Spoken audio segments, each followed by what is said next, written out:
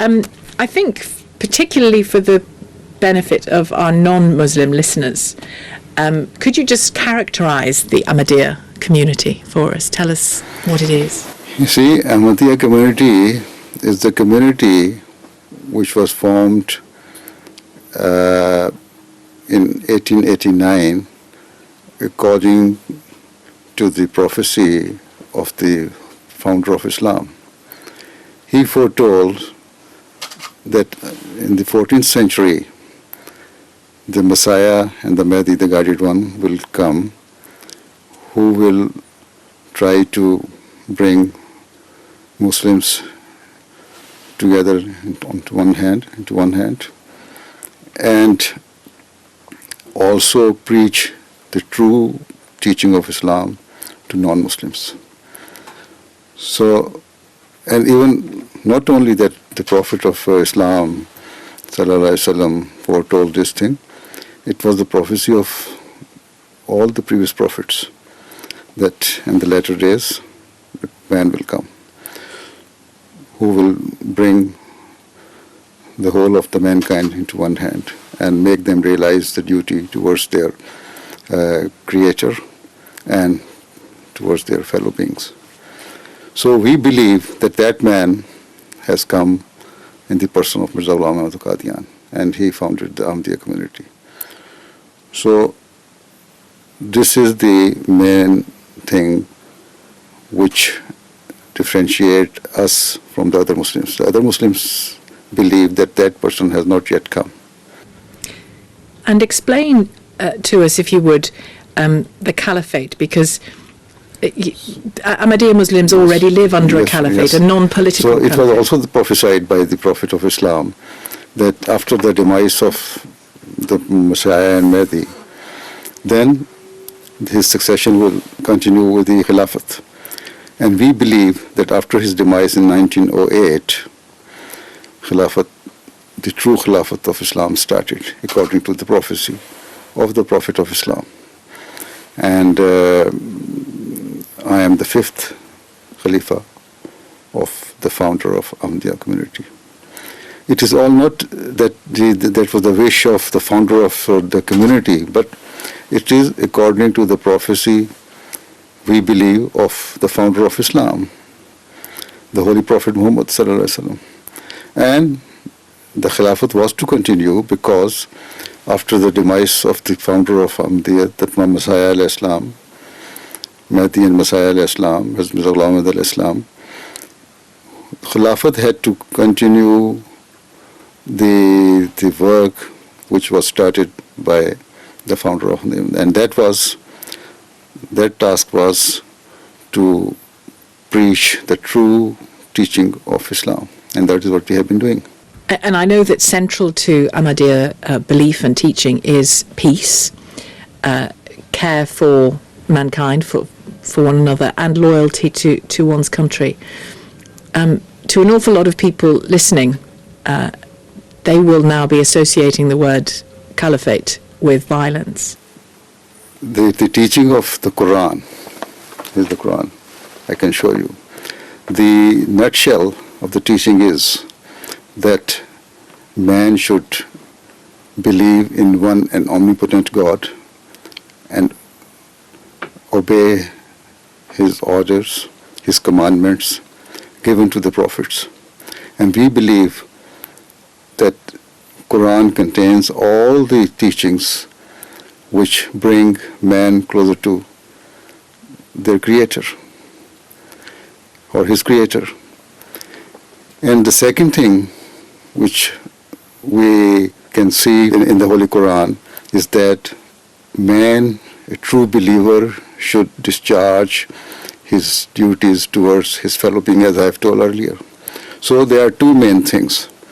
And the Khilafat, if it is said that the Khilafat needs some sort of harshness or some sort of militant actions, it is just wrong. Khilafat has to continue the task given to the Holy Prophet of Islam in the Holy Quran, and that is to bring humankind closer to their Creator, and second, to serve their humanity in the best way. What do you believe then is the source of the extremism and the violence particularly characterized in Islamic State? Because now the time has come. It is a right time for the person to come, according to the prophecies. And when the other Muslims see that the person has not yet come, all those so-called scholars and clerics or leaders who have their vested interests, they try to bring frustrated people together and try to use them for their own vested interests. But do you believe, that the degree of violence we're seeing, particularly from Islamic State, do you believe that is just a kind of, or comes from a deep misunderstanding of Islam? Yes, of course. This is what I'm saying, that because it was the time when the person was to appear. And had these Muslims believed on the person who was sent by Allah, according to our belief, they would not have behaved in this way. So it is only frustration that is causing all this thing. And those so-called clerics or leaders or scholars are trying to use those people and use their frustration. For evil means? For evil means, yes, of course. You'll know that this week in Britain, some British Muslims were concerned and angered about a letter sent by a government minister urging them to do more, urging mosques to do more to counter extremism. So I think no sane and true Muslim can react in this way. This is why the letter is, there's nothing wrong in the letter. This is a message just to request the imams and the leaders to guide their followers in a more appropriate and proper way and with concerted effort to the right path. So I don't see anything wrong in the letter. Where's that anger coming from then? We can say not our leadership, the true Muslim leadership is not rightly guided. I think they feel that if government is interfering in their manner, government might take another step to come into their matters with regards to their religion. But I feel it is their misunderstanding and wrong understanding which they are trying to construe. The Ahmadiyya community is persecuted in some parts of the world.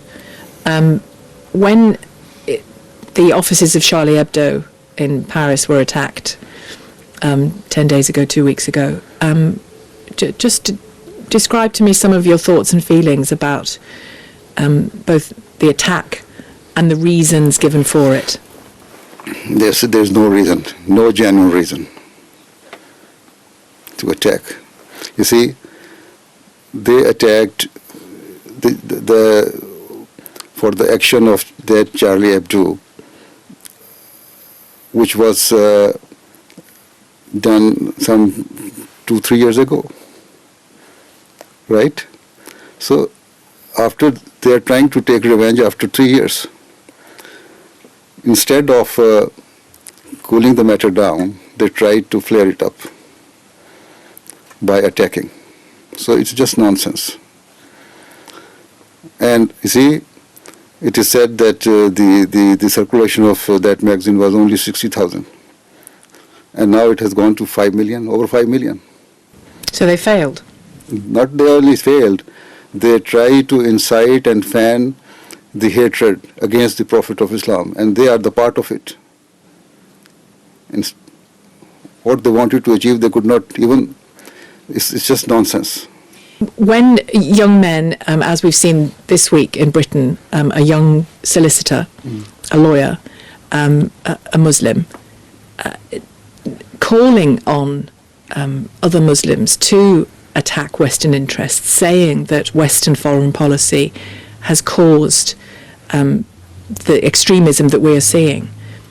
What would you say to young men like him? You see, we also have our youth organization. And if you ask any of the young Ahmadi Muslim, he will never tell you in this way.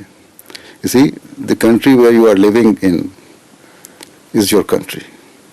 And according to the saying of the Prophet of Islam, the love of your country is part of your faith. So we cannot say that you should do this or that.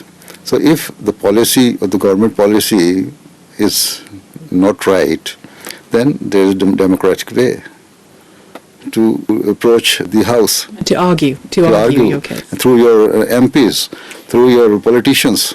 Do you believe in the contact that you have had with government ministers, both here and abroad? Do you believe that we understand extremism? You see, you might understand extremism to some extent, but you don't understand it fully. Had you understood it properly, your action would have been something different. Which action?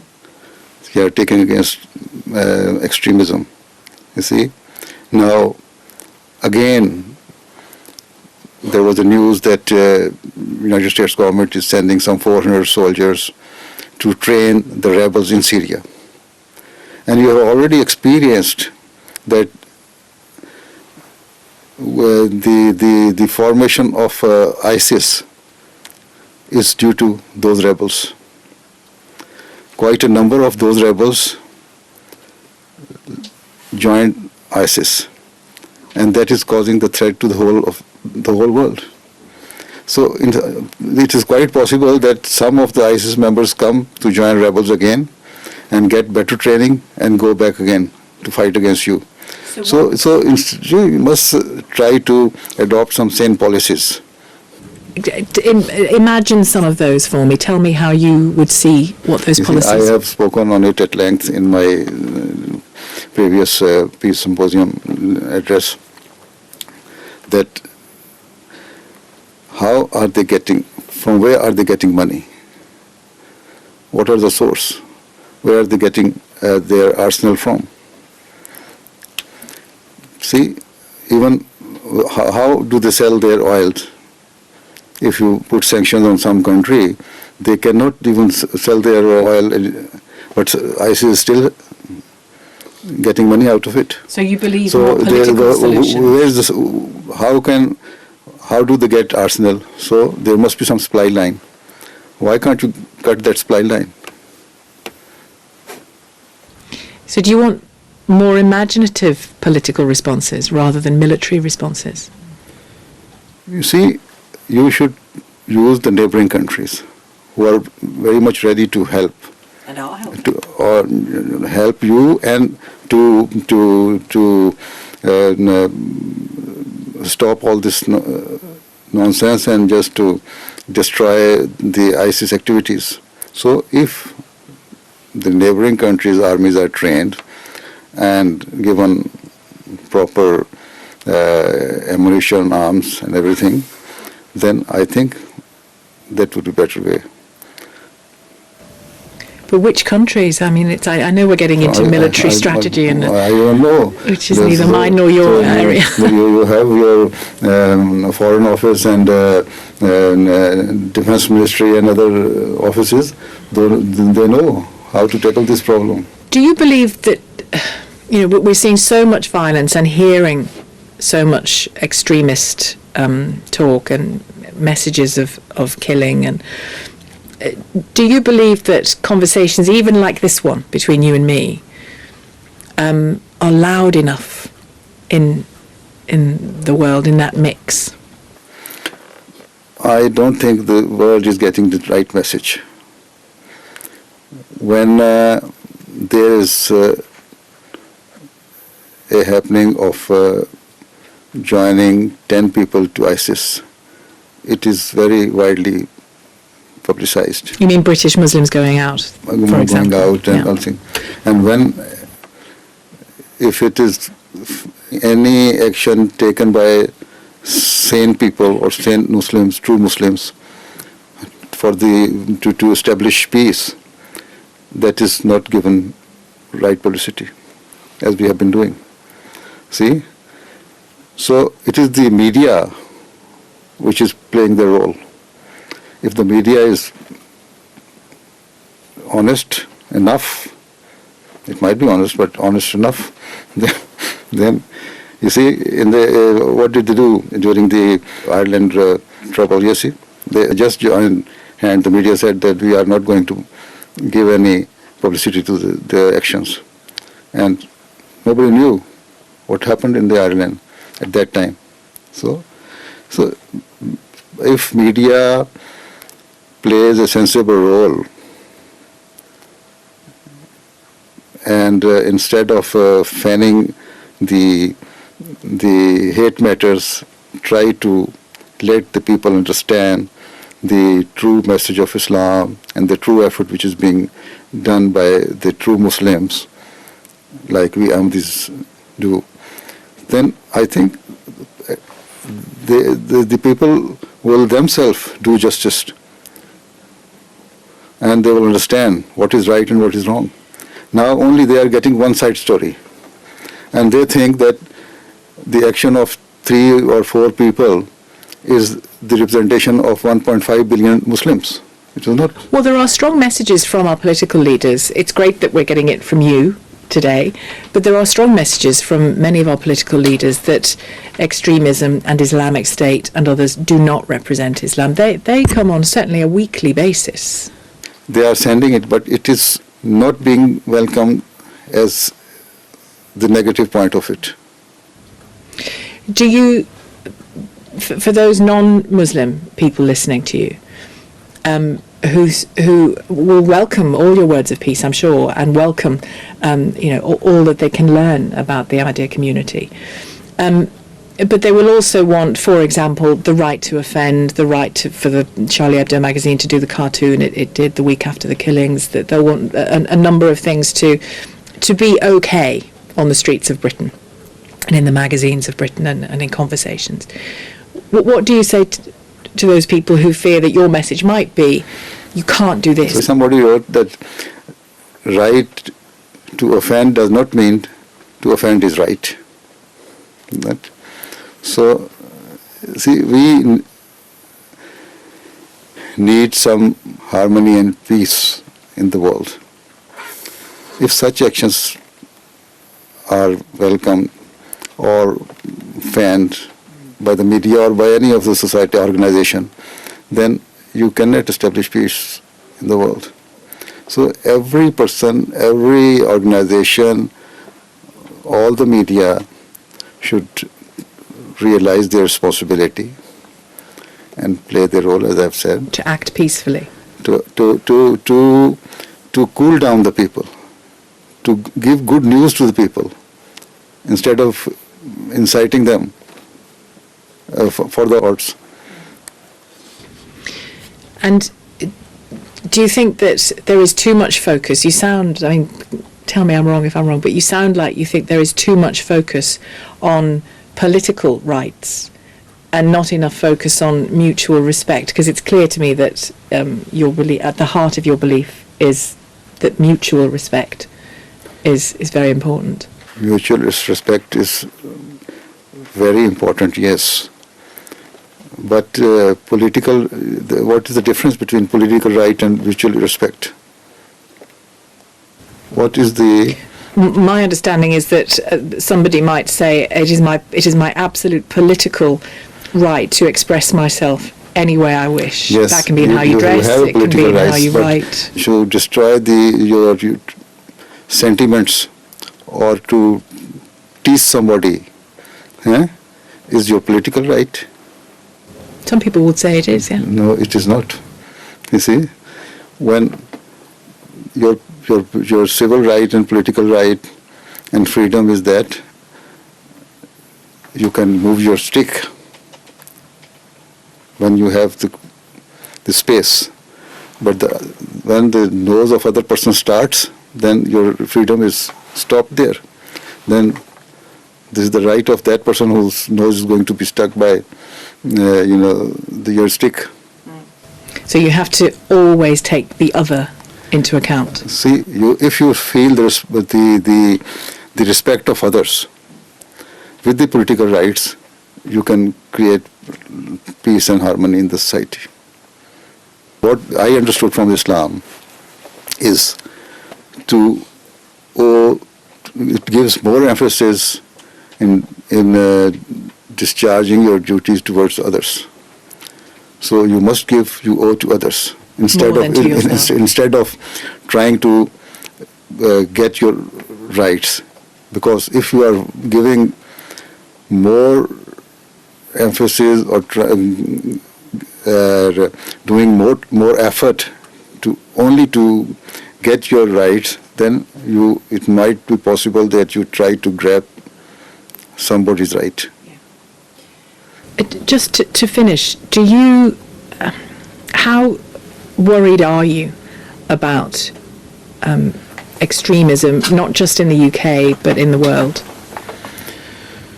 You see, as long as these organizations are there, there's a real fear of extremism everywhere in the world, not only in the UK, but all over Europe and Asia. Even in Pakistan,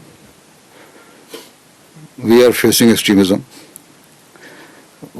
Although, because of law, we are being persecuted in Pakistan, but that law gives liberty to extremists to do whatever they like against Ahmadis. So, every off and on we should see that one or two Ahmadis are being martyred or killed. So because this is being done by Taliban. Even the military courts or anti-terrorist courts have given their verdict just recently against two accused who were caught by the Ahmadis during the 2010 attack in our mosque. And one of them has been given death sentence and other life imprisonment. But now that it is not the end, we know that there's more threat to Ahmadis because the organization supporting them will try to organize more attacks against Ahmadis. So this decision is not going in favor of us. Even it is an alarming situation for us. Do you think here in the UK we have an understanding of Islamist extremism? Or do we still underestimate it, do you think? I think you are underestimating. You have to do more. You are trying only to focus Jews at present. But that is not only, they can attack on any place or anyone or any government installation even. So after the attack of France, you think that it is only Jewish community is unsafe here. It is not right. You think anything can happen with anybody. If you say we're underestimating it, and I will finish now, you say we're underestimating it, what one, perhaps two things do you want to see in this country to improve the situation somewhere? You see, your police should be given more, powers. What policeman can do with the stick, whereas the opponent is holding a semi-automatic rifle. So he will kill the policeman, and you see now the life of your policeman or woman is also at stake. We do have armed officers, but just not every officer. Is it time for every officer to be armed? You see, now, as in Canada and America, police should be given some powers. Whenever they see anybody with wrong intention, although it should not happen like as it happened in America, that just you kill a teenager without reason. But with sense, they at least to protect themselves, they should have something. If there is a fire from the other side, at least if one policeman is killed, and then the other can at least try to protect that area. And do you want a greater focus on the peaceful work of Muslims in this country as well? Yes, and then the sermons of all the mosques should be monitored during 5 days. Though no hate matter should be delivered from their mosques, from the imams. Well, how do you do that? Put spies inside every mosque to listen? No, we are already doing it. It is the information, and government, the Home Ministry has the right to have that information. If anything is being done by the government just to create, to establish law and order, then it's not spying. You can oppose the policies of the governments, but to speak against the country, that we shall destroy Britain or this and that, and that means the man is not the citizen of the country. He is the enemy of the country. But is that still happening in many mosques? I don't know, because if I do it, it is spying. But I know that I can see from the Urdu papers that some of the imams speak against, for instance, against us. So it is a hate matter. So, and they can incite any Muslim to go and kill any Ahmadi here. Even it can happen here. Does it happen here? It happened here that in Tooting, one of our girls was attacked by a Muslim because of this hate speech. Quite a number of shops here, in Muslim shops, who refuse to entertain Ahmadis if they know they are Ahmadi. They won't employ them? Not only they employ them, they will not even sell their items.